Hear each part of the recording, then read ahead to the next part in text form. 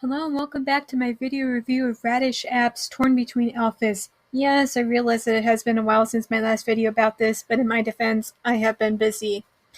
No, I do not want to verify the fake email address that I gave this stupid app. Not now, and not ever. Just let me read the stupid story. Chapter 4. Kelly is legit surprised by the number Lola quoted and doesn't exactly believe her, mainly just that somebody would have $400,000 to literally throw around on something like this. Lola, however, insists that bidders have to show proof that they actually have money, which is a fair point to make, but I feel like it's only raising further questions. And I feel like this is one of those things that I just need to quote because it must be read to be believed. I may have put some information, how you're shy and you've always had a fantasy of rough guys, although you're so innocent, how your blocked cave is secret and only the most amazing guy can choose you, and all this stuff that toxic rich guys love. Wow, this is, not pulling any punches about how toxic that it is, isn't it? Kelly asks if there's a picture of the guy, but Lola says no. She says that she's going to message the guy as soon as Kelly gets back home. As Kelly hangs up, she thinks that this sounds fake, which, duh.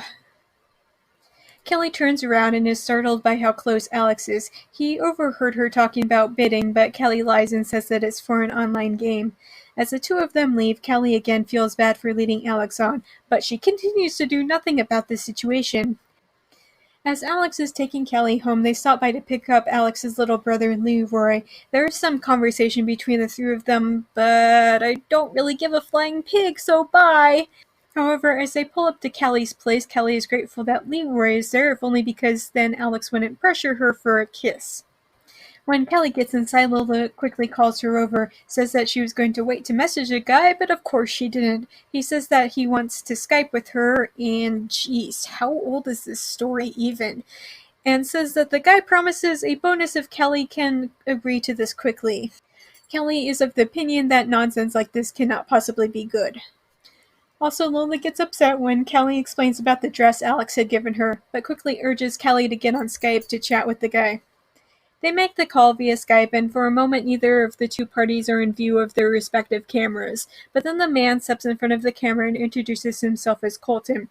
And he's the obligatory hot male protagonist of a romance novel. Muscles on top of muscles, tousled hair, and the obligatory werewolf pack tattoo. The second Lola sees him, she's like, guys like you don't pay for happy female fun times. However, Colton was drawn in by the description that Lola had listed on Kelly's profile, which wasn't that the entire point? When you go fishing for clowns, don't be expected when you actually reel one in. And I think that the reality of the situation begins to hit Lola now that they're actually doing a video chat with a potential John. What Colton says needs to be quoted directly. How about this? You agree to this deal and I'll pay you right now. Straight to your PayPal, but you have to show me the girl first. Remember, maybe even a bonus if she's hot enough and has potential to be good in bed. Well, this is what you get when you try to auction off your blocked cave. After silently confirming with Callie, Lola moves the laptop to face Callie. Colton asks if they have a deal and she agrees. He says that he's recorded the entire thing and promptly hangs up, which makes them think that he's insanely rude, which, again, this is exactly the kind of guy that Lola was fishing for, so I don't know why anybody's surprised. However, as Callie moves away, she seems to be of the opinion that if she didn't sign anything, then it's not legally binding, which, oh honey, no. Especially not if Colton was recording the entire video chat.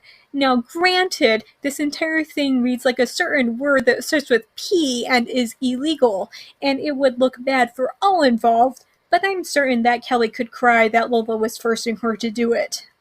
Kelly is then momentarily distracted by some text from Alex, which seems like such a non-starter now that the actual love interest has been introduced. Lola then tells Kelly to check her bank account, which is not how PayPal works, but whatever.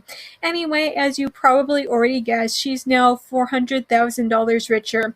And with that, the chapter comes to a close. Chapter 5. Kelly is somehow surprised by the money in her bank account. Colton randomly calls back a second later and says that he's going to send a doctor to Kelly to verify certain criteria are met, which, Ew. He also says that he's going to arrange for the flight, not only for Callie but also for Lola. He seems to be of the opinion that he's being generous and kind for arranging this, but in actuality the entire situation makes him come off as a manipulative creeper. But then again, exactly what Lola wanted, isn't it? He reminds them that the site has background info on all of the bidders and tells them that they'll be where he is by tomorrow night. However, just before he goes to hang up, Callie stops him, asks him why it is that he's doing something like not only paying for happy female fun times, but for the pleasure of taking a young lady's blocked cave. He continues to be a creeper about the entire thing, and, son, are you a color guard competition? Because that's a lot of red flags. Callie is apparently on the same general page that I am and seems to think that there's some kind of weird catch about that 400 grand in her bank account. Because when I make a deal, I make sure that the other person follows through. I can guarantee that you won't have a blocked cave for much longer, Calliana. I can't really put my finger on it, but Colton is giving off some serious Christian Grey vibes. After he hangs up, Callie and Lola talk about how weird that this situation feels. Finally, Callie calls Lola out on her nonsense and says that Lola was the one who facilitated the entire situation, and she has no right to have reservations now that things are actually happening. Lola then starts to talk about what needs to be done. First off, Callie needs to be waxed, and waxed everywhere. She promises to buy Callie some lingerie in exchange for getting waxed. Lola also yells at her to go start packing for their trip. And then Callie randomly thinks about Alex, because, priorities. However, she had promised a date with Alex and probably feels bad about needing to cancel at the last second. She knows that 400 grand is too much money and promises to call Alex. Callie continues to feel bad about the entire Alex situation, but she still won't tell him that she isn't interested in him romantically, but she lies and says that Lola want to get away for two and the two of them are going. He seems to buy it and wishes the girls a fun but safe trip. Callie then calls her parents because she'll know that they're worried if she suddenly disappears, even if it's just for a few days. When Callie tries to say that she has something important to tell them, her dad makes a joke and asks if she's got a boyfriend and if it's Alex. Callie uses the same lie she just told Alex, and her dad also believes this. He also calls her Callie Poo, and I can't even. After Callie hangs up, she goes back to the living room. Lola says that they just got tickets to Oregon, and of course this jerkwad is from the East Coast. Also, the flight is in the morning, which kind of puts a damper in Lola's last-minute lingerie shopping she had mentioned earlier, but I highly doubt that the author realized her own plot hole. Callie is obviously anxious as anything about this, but she knows that she has to do this. And hopefully we can get to the actual plot in the next couple of chapters, but I'm not really holding my breath about that. As with the other videos about this app, I'm not promising consistent updates, but hopefully it won't be another 2+ weeks before I get round to chapter 6.